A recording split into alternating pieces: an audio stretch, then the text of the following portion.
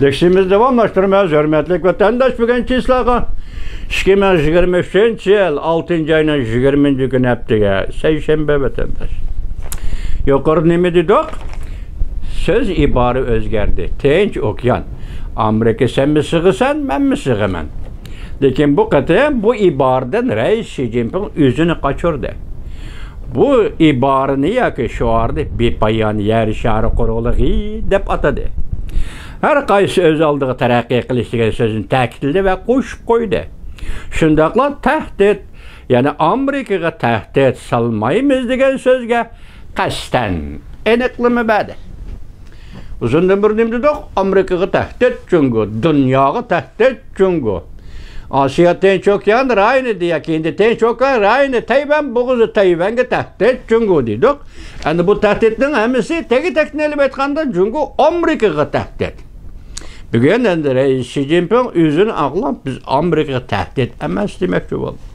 Xi Jinping yanımındak dediydi. Amerika'nın menfaatini hürmet kılımız. Amerika'yı hırs kılmayımız ve Amerika'nın ornu ütümüz demeyimiz. Bu ne bop ketdi vatandaşım? Hatta siz buna qaysı yol düşendiyseniz boludu. Çünkü cüngülüknün karakteri boyunca qanday düşendiyseniz boluyla burdu.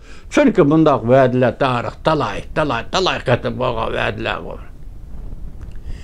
Amerika cüngülükmüş 40 yıllık münasibeti de her günü bulup doğan sözler var bu vatandaş. Bırak bugün bu iş alaydı şaraitlerimiz. Başta ne dedik? Besim. Tenkelelmeydiğen besim. Kötürüp ornu kopalmaydiğen besim. Bunu cüngülükle yiz kılış gerek ve yiz kıldı. Şuna boşap gitti. Devlet iştakatı Antony Blinken'in aldığı boşap gitti de var. Azı bir yerdimdeydi. Hırs kılmayımız Amerika'ya. Amerika'nın ornu ütümüz demeyimiz. 2022 yıl 11. ayda Bali'da Xi Jinping, Prezident Joe Biden bilen görüşkende. Xi Jinping mundaq degen edi. Amerika'ya hırs kılmayımız. Köpçüket. Hem bugün çünkü Kompartiya rehberleri Amerika Koşmuş Ştatlarının devlet iştakatı Antony Blinken'in aldı da yok korkadak sözlerini kıldı. Amerika'nın ornu ütümüz demeyimiz. Bu sözü kılganda teximi uçuğlap durup şundaq sözlerini kıldı. Bu demek çünkü Kompartiyası boşap gitti degenlikdir. Yaki başka aytqanda yana bir qatımlıq rangvazlık mı? Zarcha qoyayotgan savolga Xi Jinping mundaq o'tirib qo'ydi. Çünkü normal hukuk menfaatiga ziyon salmanglar. Bu Amerika qartib aytayotgan gap. Her kandak bir taraf özünün halıgını boyunca karşı taraflı özgertimen demeslik gerek. Ben çünkü Amerika'nı özgertimen demesliğim gerek. Ya ki Amerika şundaklı cüngünü özgertimen demesliği gerek. Halıgını boyunca. Buraya Xi Jinping'in gibi cuma vatandaşlar. Hem karşı tarafın normal terakkiyat hukukunu tartıp alması gerek. Ayşe hukuk, normal terakkiyat, ben texnika terakkiyatı, iqtisad terakkiyatı, Amerika hazırlıkça medet verip geldi sana kanda toskuluk kıldı mesela değil ya. Bu hukukumuzu tartıp alması gerek. Çünkü Kompartiya rehberleri yenilip gelişi ten almaydı. Gördünüz mü? Bunda gurur varken ne çünkü Kompartiyasının gururu. Lakin Amerika'nın devlet gücüyle Cüngü'nün devlet gücü oturursa ki aralık ya ki fark intayın zor. İşte devlet gücü seliştirişi bombaydı çünkü bir yerde fark intayın zor. Çünkü Kompartiya rehberlerinin boşap gitişi bu vakit meselesidir. Muşun düşünmeye kaldım bu vakit kaysa. Sohbet jaryanı ketken vakit mi? Ya onun bunun sohbet jaryanındaki vakit mi? Ya bunun keyinki vakit mi? Ufmayımız dikin boşap gitti. Bu vakit meselesidir. Nimikel. Eğer bunu tahlil kılsak bugün Amerika'nın besimi şu dereceye yetti. Bunu vakit bilen bağlap düşündüyseniz bugün cüngüne boşap ketkeni bu vakit. Muşu vakit kelgen boşap ketdi deyenlik mi? Şunda buluşmuş. Çünkü Kompartiyasının Amerika'nın kayıtı hesap çıkarlaydığı iktidarı yok. Obzorçu değil. Amerika çünkü Kompartiyası kayıtı hesap çıkarlışı mümkün. Lekin Jungo Kompartiyasi Amerikani qayta yasab chiqolmaydi. Bunda iqtidori yo'q.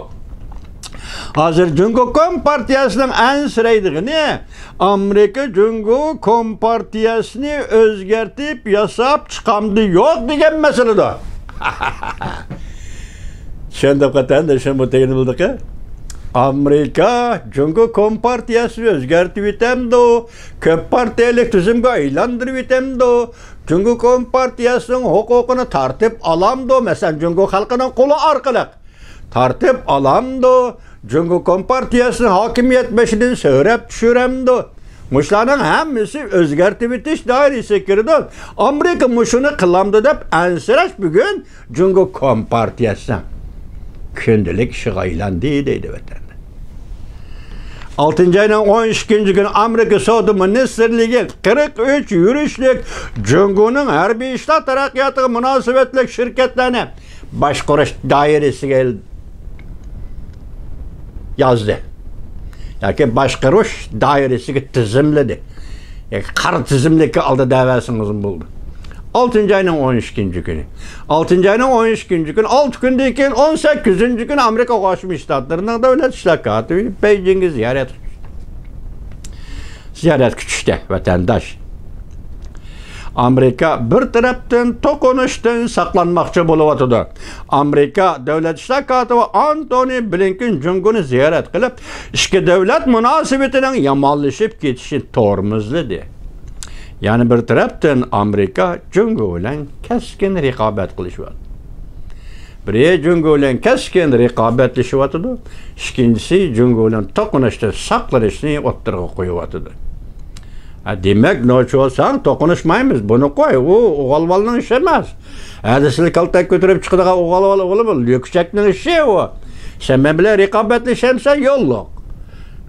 Sen o'z qonuning doirasida, o'z qonunim doirasida anda ishimiz birlashib, yoki raqobat jarayonida men seni shart qilib, sen meni shart qilib, mushundaq shartlik ahvol asosida raqobatlashamiz.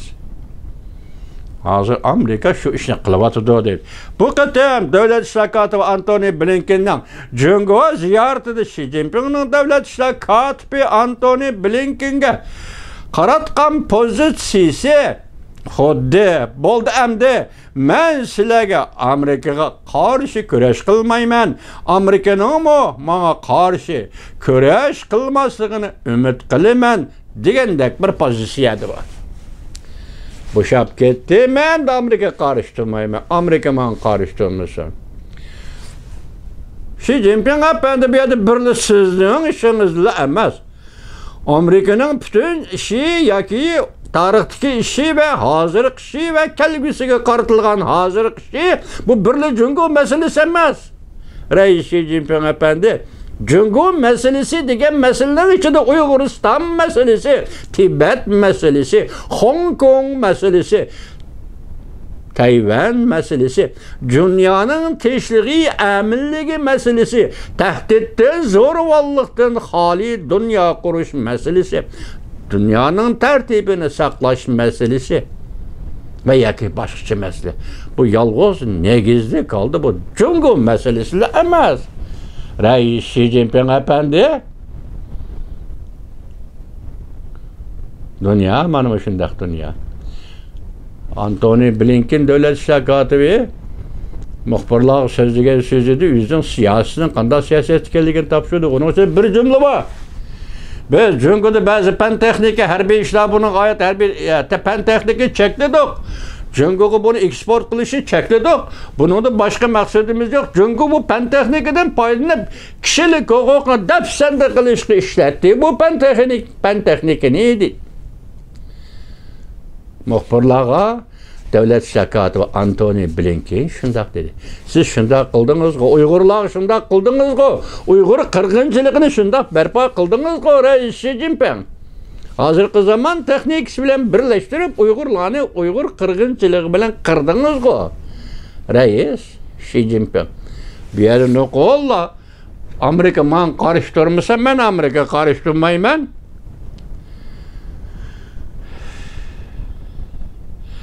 hem de Amerika'ya karşı köreş kılmayman, Amerika mı köreş kılmaslık gerek? Biz Amerika'nın sizge karşı köreş kılışının toktap kılışı xalamaymiz. Bu yerda Amerika köreş kılıp sizni aldırıp ötümen, çöktürüp ötümen davat kılı yok. Şahsen bizning meydanımızda aytganda Amerika'nın siyasi, tashqi siyasi kishilik huquq, bu odamlarning huquqi va, yashash huquqi va, so'zlash huquqi va, san qarshi huquqi va, siyasi arzularini talab qilish huquqi va, odamdan yashayman deyish huquqi va, har bir Uyg'urning, har bir Tibetning davatida Amerika Qo'shma Shtatlari shunga biz bu siyosatni qo'llaymiz, himoya qilamiz deb mayada o'ltirib so'zlayapmiz. Rais Xi Jinping Amerika to'xtab qolsa men to'xtab qolaman, men to'xtab qolsam Amerika to'xtab qolsa bu kichik bolaning mantaqasi bu. Rais Xi Jinping Amerika bu suhbat bilan biz to'xtab qolamiz desa qo'ymaymiz uningga. Biz sana yig'lab keldik, Amerika bizga javob ber, bir nima de bizga. Ya o'l da o'layli, ya tiril da ya tirilay. Bizga gap qil Amerika, chunki men aytay Amerika Qo'shma Shtatlari bu tarixning beshida turgan davlatlar. Rais Xi Jinping sizga belgilikdi bu. Mushu tarixning beshida turgan davlatlar. Ikkinchi dunyo urushidan keyin dünya tertibini yaratgan davlatlar. Ikkinchi dunyo urushidan keyin prinsipni asos qilgan davlat, dunyo tertibini yaratgan davlatlar. Rais Xi Jinping siz shu prinsipning ichiga tushsiz, siz shu tartibning ichida faoliyat qilasiz, siz shu tartibning ichida yoki Birlashgan Davlatlar Tashkilotining oldida Uyg'urning huquqini berasiz qo'liga, Tibetning huquqini berasiz qo'liga, Hong Kongning huquqini berasiz qo'liga. Tayvan to'g'risi ortiq so'zligim yo'q. Buni 500 ming kishilik armiyasi qo'shuni, hozirgi zamonaviylashgan armiya qudratli kuchi bor. Shuning bu masalada Tayvan to'g'risi ortiq so'zlashimizning hojati yo'q. Lekin Uyg'ur, Tibet, Hong Kong o'zining tegishli huquqiga ega bo'lishi kerak Rais Xi Jinping.